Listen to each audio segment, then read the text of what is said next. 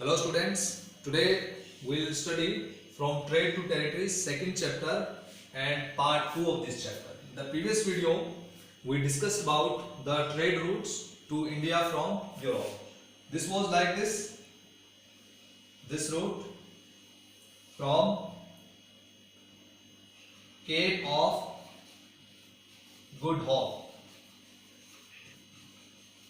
southernmost tip of Africa, right? After that, one route to Mumbai, and another route was from this way to Chennai and Bengal, Calcutta. So today we will study about particular Bengal, that how did British control the power in Bengal. Okay, so let's start in detail. How did they start trade in Bengal and how they controlled the political as well as economic powers in Bengal. How trade led to battles in Bengal. You know that in 18th century, in the beginning of 18th century, after the death of Mughal Emperor Aurangzeb, various kinds of governors or subedars declared themselves free from Mughal Empire. So one of among them was Murshid Quli Khan. He set up the independent state Bengal, Murshid Quli Khan. Ali Vardi Khan. After that, Nawab Sirajuddaula.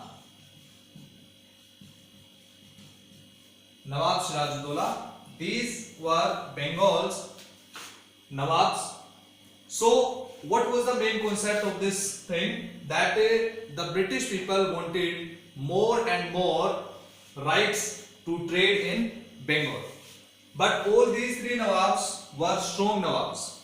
They did not allow any kind of relaxation to British in trade. Sirajuddaula became Nawab of Bengal in 1756. After that, means you can say that through the early 18th century, to this period, the conflict between Nawab and the company, Bengal Nawabs and company, intensified, due to which it led to different kinds of battle. So the main battle was the Plassey battle. The Battle of Plassey, June 1757, between Nawab Sirajuddaula and the British. So let's discuss about the Battle of Plassey in detail. So let's discuss the Battle of Plassey. Plassey is a place situated in Bengal near the bank of Hooghly River, right? It is situated near Murshidabad, capital of Bengal, Murshidabad. So the British wanted to control our trade in Bengal, right? And the Nawab of Bengal, Sirajuddaula, did not allow that.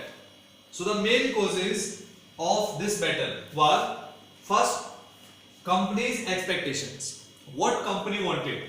The British East India Company wanted more and more relaxations because it wanted free trade. Okay, but Sirajuddaula did not allow. So they were enraged.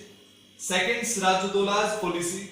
Sirajuddaula did not allow the British, and Nawab did not provide free trade to the British. So the policy of Sirajuddaula enraged the British company.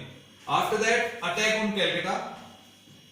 Nawab Sirajuddaulah attacked on Calcutta fort and it crashed, means the soldiers of Bengal Nawab crashed the Fort William. After crushing the Fort William, this incident took place.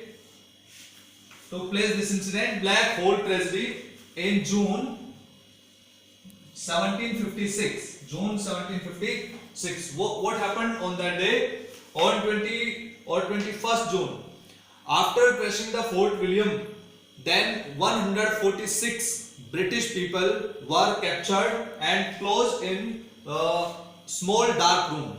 And the next day, only 21 left alive. So this incident completely enraged and means annoyed the British people. And after that, different negotiations between Nawab and the British company completely failed. These incidents led the Battle of Plassey. Then after that, Robert Clive from Madras, today it is known as Chennai.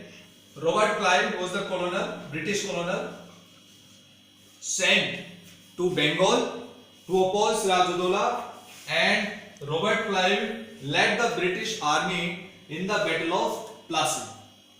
In the Battle of Plassey on 23rd June 1757, Nawab Sirajuddaulah was defeated and he was killed by the British on 23rd June 1757. What were the causes of the defeating of Nawab Sirajuddaulah or Bengal's Nawab? Because of conspiracy against the Nawab, Mir Jafar, Jagat Seth and Durlab Rai. These were the people who were big conspirators against Nawab Sirajuddaulah. And the British promised Mir Jafar that after defeating Sirajuddaulah, they would make him Nawab of Bengal. So all these three commanders of Nawab Sirajuddaulah means kept themselves far from the battlefield. So Nawab Sirajuddaulah defeated in this battle, and now the control and the British succeeded to set up in Bengal the puppet government as Nawab Mir Jafar. So let's discuss further. After the Battle of Plassey, Mir Jafar became the Nawab of Bengal as the British promised him, right? Sirajuddaulah was killed and the British company got free trade rights in Bengal. But after some time, British observed that Mir Jafar did not work according to the expectations of the British. So they removed him and a new Nawab was installed as Mir Qasim. But Mir Qasim completely opposed the British wishes. So the British means led the battle Mir Qasim against Mir Qasim. Mir Qasim was the Nawab of Bengal and he was supported by our Nawab Sirajuddaulah and Mughal Emperor Shah Alam II. So all these three people's armies fought against Robert Clive, British army, right, in the Battle of Buxar in 1764. But Robert Clive defeated all these three big armies in the Battle of Buxar. After Battle of Buxar, Allahabad Treaty was signed in 1765. According to this treaty, the British got Diwani and civil rights in Bengal, Bihar and Odisha after Allahabad Treaty. It means the British now got the power, economic as well as little bit civil rights in Bengal, Bihar and Odisha. So Battle of Plassey and Battle of Buxar were very important two battles which opened the door for the British to rule India. Next topic is company officials become Nabobs. Nabobs is the British version of Nawab. This word was used for the rulers of Bengal, Awadh, etc. Nawabs. After the Battle of Plassey, the actual Nawabs of Bengal, were forced, actual Nawabs of Bengal were forced to give land and vast sums of money as personal gifts to company officials. Company officials means the officials of the company, the means different kinds of colonels like Robert Clive. They became very rich. It means like Robert Clive, when he came in 1743 in Madras and when he left India 1767, his total money was pound 4,01,102. Total amount of his asset was this one. He came at only the age of 18 years. Later he was examined by the British officials in 1772, right? Later in 1774 he committed to suicide. But the main concept is this, that how the British officials became like Nawabs because of their wealth. Many of the officials in the British used to think that they would go to India to earn money. So due to that they could earn wealth, right? So in this way, so many officials from the British, they became very rich and they spend their life very comfortably, very luxurious life like Nawabs. So in this way, this was the topic, that how the different British officials became Nawabs.